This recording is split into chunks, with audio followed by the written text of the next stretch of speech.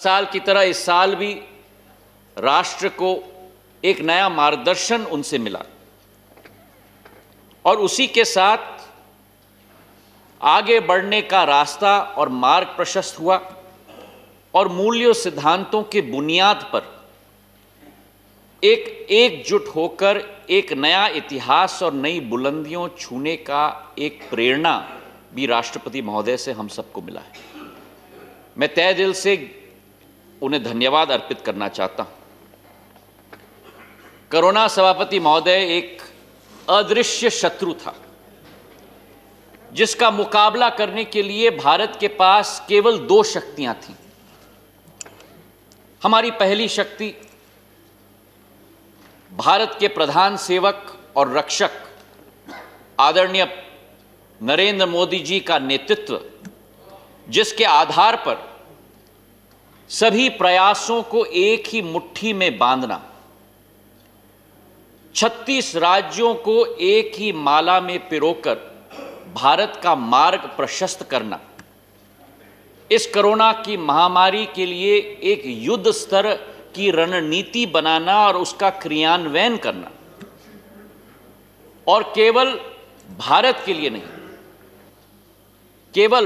के लिए नहीं लेकिन 150 देशों के लिए, जो एक तरीके से एक विश्व साझा अभियान का नेतृत्व करना, यह कोई चमत्कार से कम नहीं। सभापति महोदय,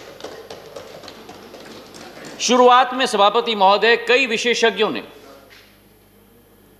और यह वास्तविकता भी थी, कई भयंकर अनुमान लगाए थे। 80 करोड़ लोग संक्रमित होंगे, 20 लाख जाने जाएंगी। लेकिन अगर मैं क्रिकेट का एक उदाहरण दे पाऊं, क्योंकि एक क्रिकेट का प्रेमी भी मैं हूं, तो कोरोना के बाउंसर पर एक हुक शॉट लगाकर बाउंड्री को भी पार करा दिया है भारत ने। एवरेज ग्लोबल रिकवरी रेट विश्व में 70% है, लेकिन भारत की रिकवरी रेट 97% है, जो विश्व से सबसे बड़ा आंकड़ा है। सभापति महोदय, और इसी के साथ वो दूसरा वेव भारत को छू भी नहीं सक पाया, और उसके पीछे कारण यह था कि नेतृत्व ने सही समय पर सही निर्णय लिया। विदेशी नागरिकों के वीजाओं को हमने निलंबित की, स्फूर्ति से हमने लॉकडाउन लागू किया ताकि 37 लाख जानें बच पाएं, और उसी के साथ जो प्रधानमंत्री जी ने कहा था कि जान है तो जहां है, और इसलिए महासंकट की वित्तीय बोझ की चिंता न करते हुए, चाहे नौजवान हो, किसान हो, युवा हो, शोषित हो, पीड़ित हो, वंचित हो, उन सब के लिए आर्थिक मार से बचाने के लिए सीधा उनके अकाउंट के अंदर राशि पहुंचाने की प्रक्रिया शुरू कर दी। एक यह लॉकडाउन था सभापति महोदय, जहां एक व्यक्ति के आह्वान पर, एक व्यक्ति के अनुरोध पर पूरी देश की जनता ने स्व इच्छा के आधार पर उस आह्वान और उस अनुरोध का पालन किया। और एक वो लॉकडाउन था सभापति महोदय 1975 में, जो इमरजेंसी लागू की गई थी, जिसके आधार पर देश की जनता पर थोपा गया था और पूरे देश को जेल खाना बनाया गया था। और ये बात सभापति महोदय, जितना मैं यहां खड़े होकर कह रहा हूं, उतना मैं वहां खड़े होकर भी कहता था। सत्य सत्य होता है, और उसके पीछे ना आपको छुपना चाहिए और ना देश की जनता कभी भी छुपेगी। विषय यह है सभापति महोदय कि कोरोना के समय में भारत पीपीई किट कभी नहीं बना पाती थी, और 60 दिन के अंदर हमने केवल पीपीई किट का उत्पादन नहीं किया, लेकिन उसके अलावा आज विश्व का द्वितीय उत्पादक देश भारत बन गया है पीपीई किट का। आज भारत में वेंटिलेटर्स का उत्पादन हो रहा है। वैक्सीन बनाने के लिए विश्व में 10 साल लगते थे, लेकिन आज भारत के हमारे वैज्ञानिक, हमारे विशेषज्ञों ने 1 साल के अंदर देसी वैक्सीन बनाकर भारत का नाम पूरे विश्व में उजागर किया है। और केवल ये नहीं, लेकिन वैक्सीन के बाद विश्व स्तरीय सबसे तेज टीकाकरण का अभियान 30 करोड़ लोगों तक फेज 1 में इसकी शुरुआत हुई। यह कारगर और किफायती वैक्सीन, सभापति महोदय, केवल भारत के लिए नहीं है। यह वैक्सीन एक वैक्सीन फॉर ह्यूमैनिटी बन चुकी है। और संयुक्त राष्ट्र के सेक्रेटरी जनरल एंटोनियो गुतेरेस ने स्वयं कहा है कि भारत का टीका उत्पादन की क्षमता पूरे विश्व के लिए सबसे बड़ा वरदान बन चुका है। And I'd like to quote him. He has said, "The production capacity of India is the best asset that the world has today." Unquote. और इसी प्रकार से वासुदेव कुटुंबक जो हमारे मूल्य हैं, हमारे सिद्धांत हैं, उन मूल्यों और सिद्धांतों का भारत ने पूर्ण रूप से अनुसरण किया है। और इस सफलता के पीछे, सभापति महोदय, दूसरा हथियार है भारत का सामूहिक शक्ति, सामूहिक सामर्थ्य, हमारा अतुल्य वैज्ञानिक गढ़, हमारे वैक्सीन के ट्रायल के वॉलंटियर्स, हमारे डॉक्टर्स, हमारे नर्सेज, हमारे एनजीओ, हमारे पुलिस फोर्स के कर्मी, हमारे जवान, जिन्होंने अपने जान को जोखिम में डालकर हम सब की जान की रक्षा की। अगर वो न होते तो आज हम न होते। और आज इस सदन में, सभापति महोदय, कुछ पंक्तियां उनके लिए मैं अर्पित करना चाहता हूं कि न थके हैं पैर कभी, न थके हैं पैर कभी, न कभी हिम्मत हारी है। न थके हैं पैर कभी, न कभी हिम्मत हारी है। जज्बाज है जनसेवा का मन में, सफर निरंतर जारी है। जहां एक तरफ ये कोरोना का संक्रमण, सभापति महोदय, पूरे विश्व का आकर्षण बन गया, सारी शक्तियां इन पर लगी, दूसरे तरफ अर्थव्यवस्था हो, व्यापार हो, आजीविका हो, पूरे तरीके से नष्ट होने के कागार पर आ चुकी थी। और भारत भी टेक्निकल रिसेशन के खाई में जा रहा था। पर मैं दाद देता हूं हमारी सरकार को कि 6 महीने के अंदर वापस भारत को रिकवरी की पटरी पर नरेंद्र मोदी जी की एनडीए की सरकार लेकर आई है। आंकड़े कुछ इस प्रकार हैं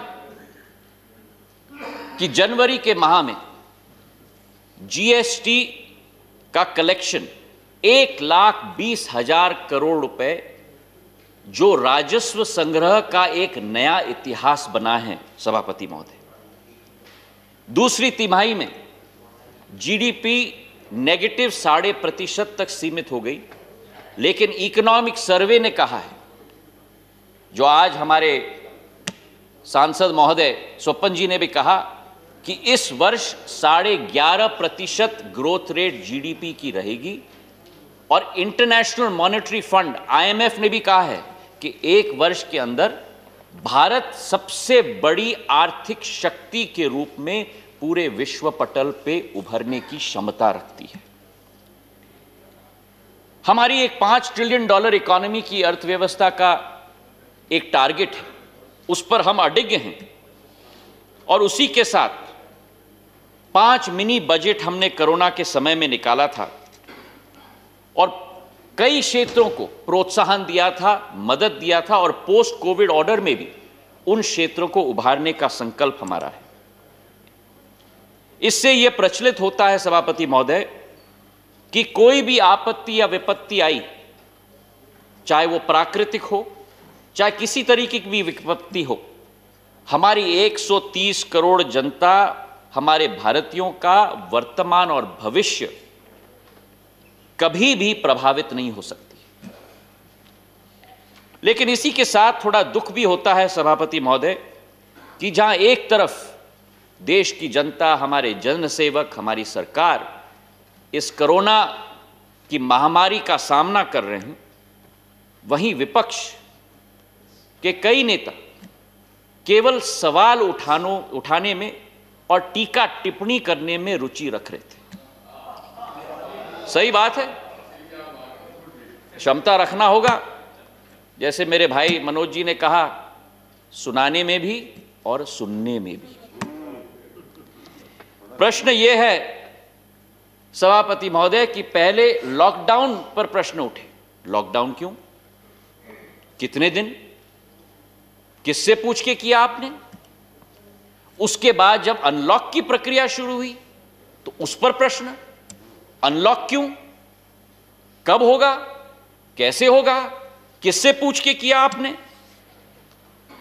प्रश्न यह है कि हमारे कांग्रेस पार्टी के इस सदन के उपनेता श्री आनंद शर्मा जी ने स्वयं, जो गृह मंत्रालय के संसदीय समिति के अध्यक्ष हैं, उन्होंने स्वयं अपने रिपोर्ट में सरकार की सराहना की है, सरकार की प्रशंसा की है। और मैं दाद देता हूं उनको कि कोई तो है जो सही बोल रहा है।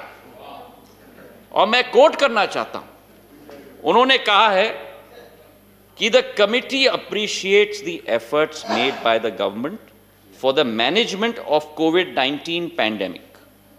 The lockdown gave the country time to ramp up its public infrastructure, build the capacity of hospitals and health workers. Unquote. और इसके बाद भी हमारे कई प्रतिपक्ष के नेताओं ने वैक्सीन के आपातकालीन उपयोग पर प्रश्न उठाए। मैं पूछना चाहता हूं कि जब United states of America, United kingdom, रूस, चीन वैक्सीन के आपातकालीन उपयोग के लिए फेज 3 ट्रायल समाप्त होने के पहले अनुमति प्रदान कर सकते हैं, तो क्या हमारी सरकार देश की जनता की जान बचाने के लिए आपातकालीन परमिशन देश में क्यों नहीं दे सकती?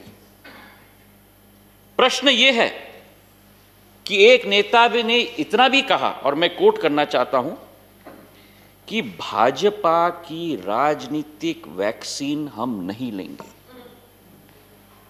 वैक्सीन का भी एक राजनीतिक रंग होता है, स्वास्थ्य का भी एक राजनीतिक रंग होता है।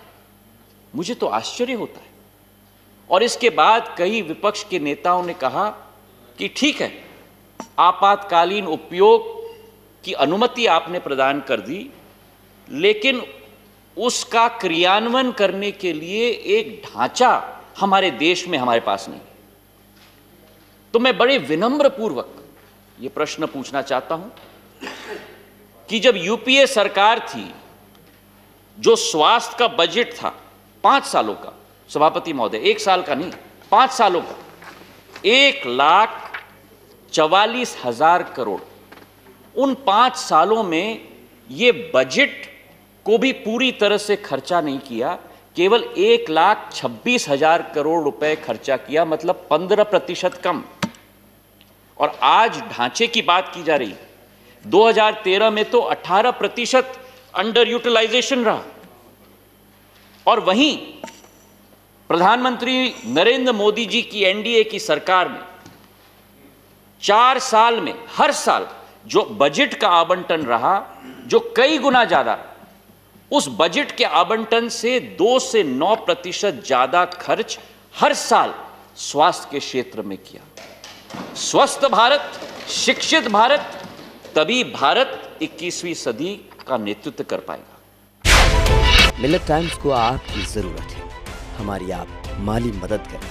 हर महीने सिर्फ 100 रुपये और 1 साल के लिए एक साथ सिर्फ 1000 रुपये।